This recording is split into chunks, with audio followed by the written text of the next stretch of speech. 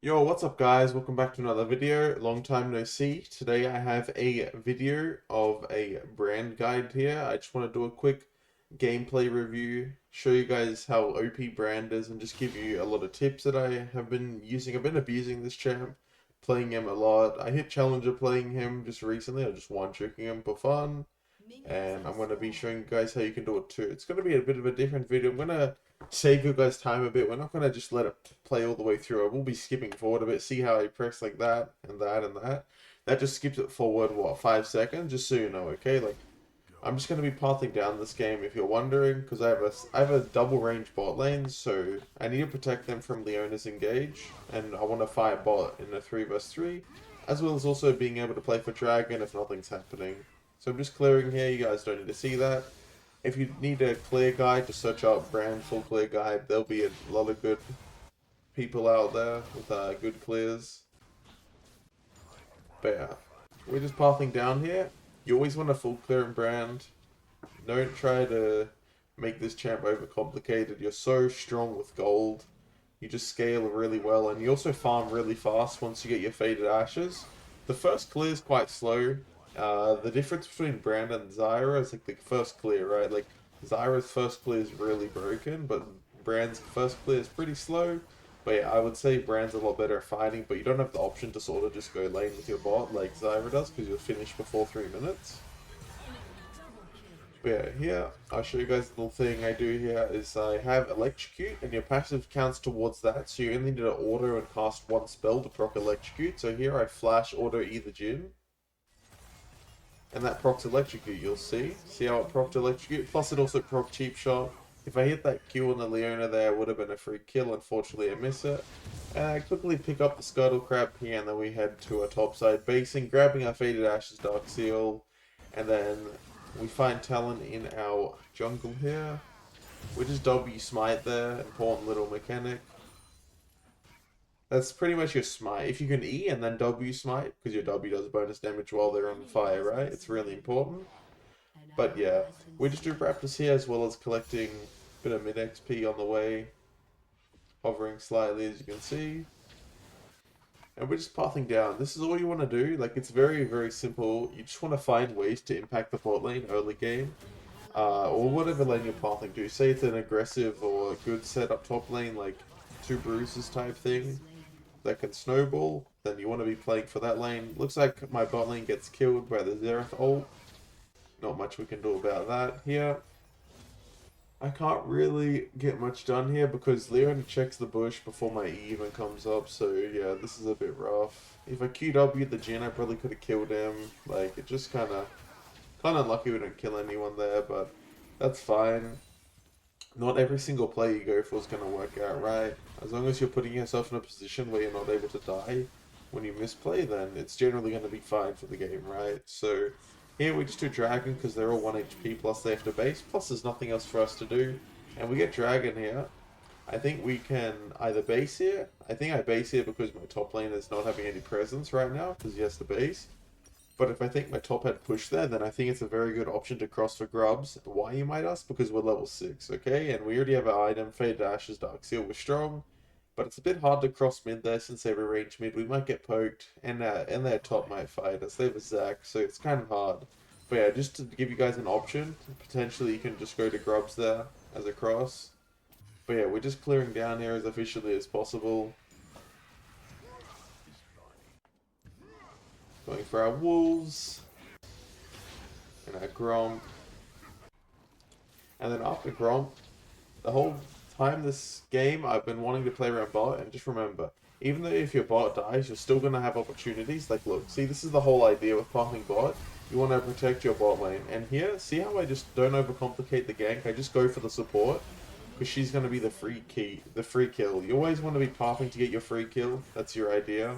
Because you want to get as much gold and XP, especially on these selfish ADC champs, like, Brand, Desire, like you want gold and XP to carry, because like once you get 1 and 2 items, you are like a powerhouse on these champions, alright? So just be as selfish as you can. Within reason, of course. Here you see me, just go for my blue here and then I instantly base. I grabbed Sork Shoes. Early Sork Shoes are really good in this champ. If you can afford 1100 gold Sork Shoes without, like, going out of your way, like, say you have 1250 gold, then you want to go for Darksea or Faded Ashes, right? But if you have 1100 gold, Sork Shoes on this champ's really powerful. Because your clear's already really fast, and it gives you so much damage, Sork Shoes, as well as giving you move speed, which allows you to hit your Q, right? You can just run up to people and Q them, which can feel really, really good. There I just look top for a second, just look for the play, nothing really happens. And then we simply path down, being efficient as possible, and then we can look for bot plays continuously. Once our Varus comes back to lane here, we just want to think about what tools we have. And here we have Varus ult, yeah? So we want to be using that to our advantage, because that's a really good setup. Usually when you play Brand, you want to gauge like a Nautilus or something, but in this game we don't exactly have that, besides Galio and Skarner, like, setup, I'd say.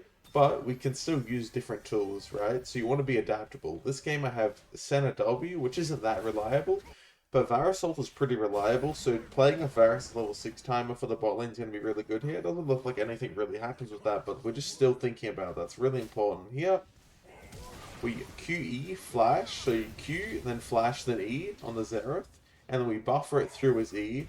I could have flashed over his E if I was the GOAT, but yeah, still this play works. And we get the shutdown. I was so adamant on getting that play to work that I flashed over his ability, yeah. By the way, guys, I believe I carried this game with 3 losing lanes, so that's going to be very, very satisfying to watch.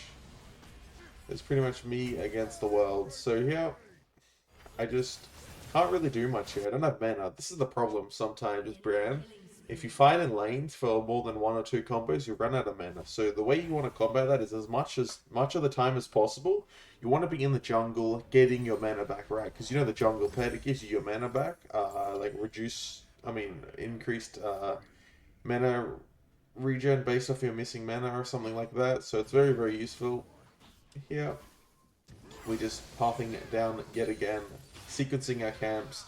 Bran absolutely loves to do this. Look how fast you do your camps. You just EWQ camps and they just delete it from the map. And it's so much fun. It's like, it's kind of soothing. It's very soothing, I'd say. And relaxing sort of gameplay. Once you get into the rhythm, right? You don't overcomplicate the game. If you guys are learning something or you have any questions, let me know in the comments. Like the video, drop a sub. Helps me out a lot, guys. But yeah, here we're just looking for any sort of gank. So another nice tip you can have with Brand, you can set your cut down as well as your Liandry's. Both of those things, if the damage on Liandry's, cut down goes up, it means you hit someone in fog, or if your Liandry's is ticking, it actually is a passive that tells you if it's ticking, because it gives you bonus damage when you're in combo, right? So if you don't know if you hit someone in a bush, just check your hotbar, or whatever it's called, and you can just see if you have your Liandry's passive going, yeah? It's very useful advice. Here, this Leona's caught out, and we're just spacing him, autoing him with red to keep him slowed, and then we just kill him without combo there very nicely. Missed the W, a little bit sus by us, but that's okay. Here, we just base here because our topside camps are respawning.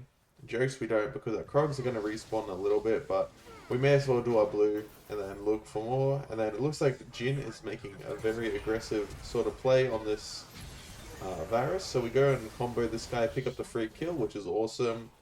And then we take our blue, and then we're going to take the base here because we have nothing up and we have a fair bit of gold.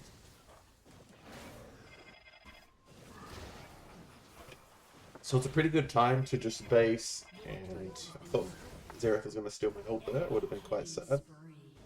It's a good time to base. Our Krogs are spawning. There we go. We see them pop up on the minimap. And then we path top here, grab our items, and then look for a path down. And we can play off our next ult and flash CD. It's very important to play off of these against range champs like Xerath. You need your flash to deal with him.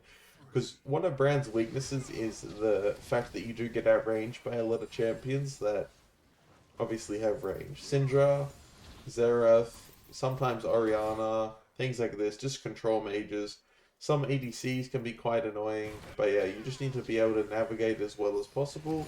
Use your tools to deal with that long range. Varus ult, flash, Galio, flash, Skarner, ult, his E, things like this. You need to be smart and adapt and use these tools to your advantage. Otherwise, you're not gonna really deal with them, you're gonna be having a lot of sad game. You don't want that. So here, my next power spike is Rylai's, but I do want to try to control the space here with my team because it's gonna make it really easy for us to sort of play for this bot turret if that's the goal. But it looks like Xerath's poking out mid lane out, so well, he's more than poking him, he's stabbing him, and oh, rest in peace, Varus. But yeah, I think our lane assignments are a bit off here. That Varus is mid against a really long range champ. It probably should be Gallier because he can sort of tank the damage a bit. But yeah, Xerath's a massive problem this game. So since we're at range, unless we have tools and we can bring them to him and deal with him, then we need to be playing elsewhere and abusing our tools on the others on wherever we can. Like say Gallier's inside, we want to look for him and use his tools other places. But yeah, here we have Rylai's. We stole his minions there, but at the expense of buying our Rylai's. Right, so now we're Super Spike. This is your 2-item spike. And so I think Blackfire Torch is a fake item. Not gonna lie. Unless you like need damage third item, like now it could be fine, but I think you need other items now, like Crypt Bloom and things like that.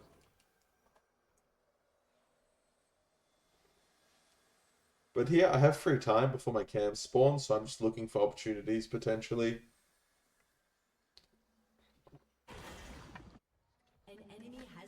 I'm not going to mess with the Zac here because he has, look at his items, right? He's full MR. It's a waste of time to just even try. But Ascena moves up and he takes a lot of bad trades. So even though it's really hard, since he overstepped, it's a very free kill, right? So just paying attention to when the enemy actually does mess up. And it actually doesn't take any damage at all from us, but we do get the kill there, which is very good. We get a shutdown, I believe. And we're just getting all of our camps off the map here as fast as possible. Then this Leona, like, oversteps, so we try and look for him. If that W hit, we could have slowed him and then ran into range for our Rylai's. And then queued him, and then whatever. And we might have been able to get a chunk, or at least a pick, maybe. Or just look for those opportunities all the time. It doesn't matter if it doesn't work one time, as long as you keep looking. And you're abusing the fact that you have that like really like cancerous slow in your W, or well, not your W, but your abilities with Rylai's.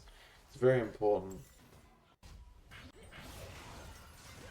And then this Leona is killing my Senna, but she has a lot of follow-up. Xerath, Jhin, everybody. But we just at least chunked the Leona with our combo there. And we look to base here.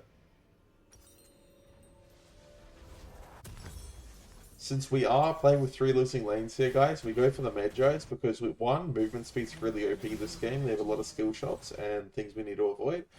And 2, we need to be able to snowball and carry this game. Otherwise, we're going to be having a very rough game, to be honest. This was a very awesome play by us here.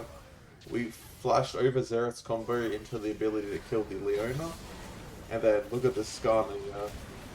Skarner lands sick ults, and then we that's that setup right there. That's what I've been talking about. You want to use those tools, and those tools were used very well. We got a toolbox, and our toolbox is putting in work. Now we got 24 Magi stacks. We're popping off, and we go for the Baron here. There is a Talon here, so we're just playing to play around the fact that he's here, and we can just hold our abilities if he comes near. This isn't talked about enough, and it's pretty common scenario when you're doing objectives. Please hold your abilities if you think the enemy's going to contest. I see this a lot of the time in my coaching clients over at Sanspro.gg. We are not using our abilities correctly when it's time to play for objective. A lot of the time, you can't just do an objective in the enemy's face, because that's going to mean you're using your abilities to kill it, which is going to give the enemies windows to fight you. But if you play the objective correctly, let your ADCs auto-attack it or whatever, then that's going to do it fast enough, most of the time, to threaten them to the point where they think that they have to contest. But you as Brand, or whatever champion, maybe Xin Zhao, you've got your Q, you've got your knockup, you're ready to turn, or whatever champion, you have your abilities, you're ready to fight them, and they don't expect it, because they're used to everyone just throwing their abilities and being useless at objective fights. But it's just undervalued how OP it is to just sort of just hold your abilities and play for the fight when you're playing for objectives. So I hope you guys take that as a very important point to apply in your own games. Here we're just clearing here. my whole team comes to my bot side here. This is quite interesting. Like, Zach's not that important, guys. What should happen here is my Varus and Senna should be on the mid wave with the Skarn Ogring and then whatever. But yeah, we should have 5-man bot. That just doesn't make sense. It just gives them full access to the mid wave. And the mid wave opens up the game completely. So if you're losing your mid wave, you're not going to have control over the game. So that's very important not to miss out on. So see here how hard I communicate to my team to play for the mid wave here. Because it's truly like rough to play mid game to late game with Baron without the mid wave. Like, look how they can play since we gave them mid priority. Here I'm just dodging everything because like you can't touch me. I'm too good with the movement.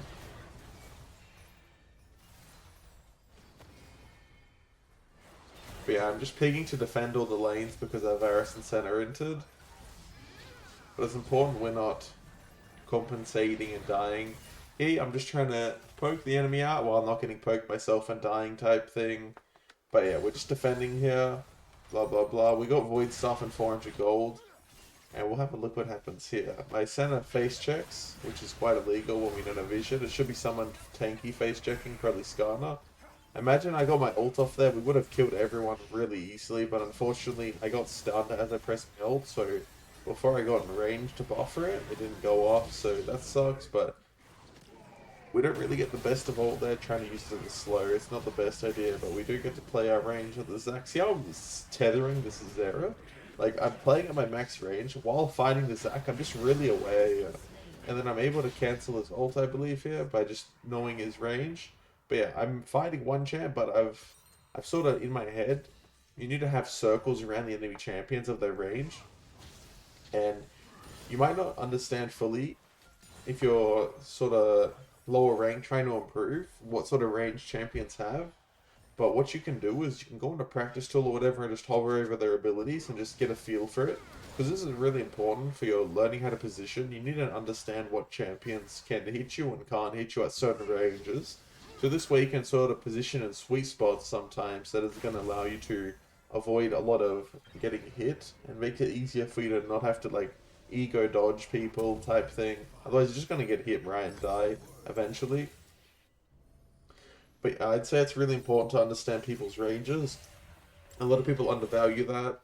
Very important to know.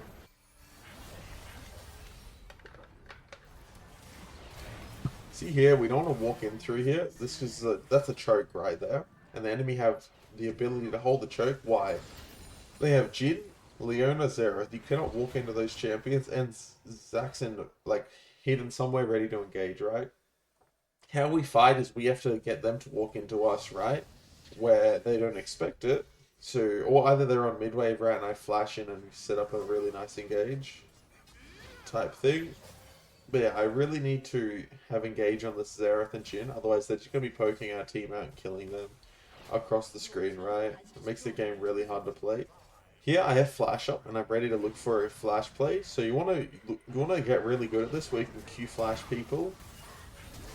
And sometimes you want to Q flash E people and set up fights. So I know that was 1-for-1, but I got his shutdown and his Medjais. I know I lost my Medjais too, but since I got these 2 kills after I died, I got my Medjais step back. So see how I was 15, but now I'm 19 stacks. So sometimes it's fine to just trade 1-for-1 if you have Medjais, as long as your team's going to be able to win the fight. Because you're going to get Medjai stacks back anyway, so it's going to really, really work out nicely.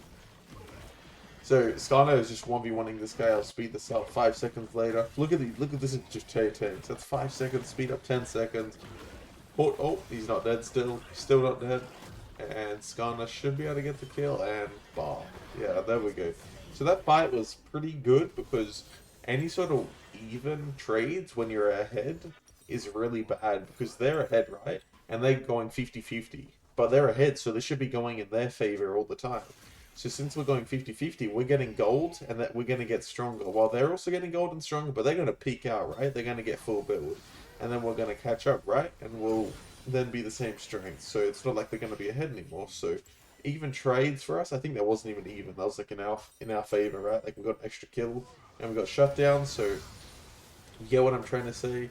This Xerath's ulting me. I tried to dodge everything. I couldn't. I almost died, which was quite ridiculous. But luckily I have Medjai's move speed to help me dodge, and then My team get a pick on the Leona, I think. But here, look, I knew Jin was gonna ult me because I based in vision because Horizon Focus gives you vision. You can see when I base. Look, I base with the eyeballs on top of me so they know I'm here.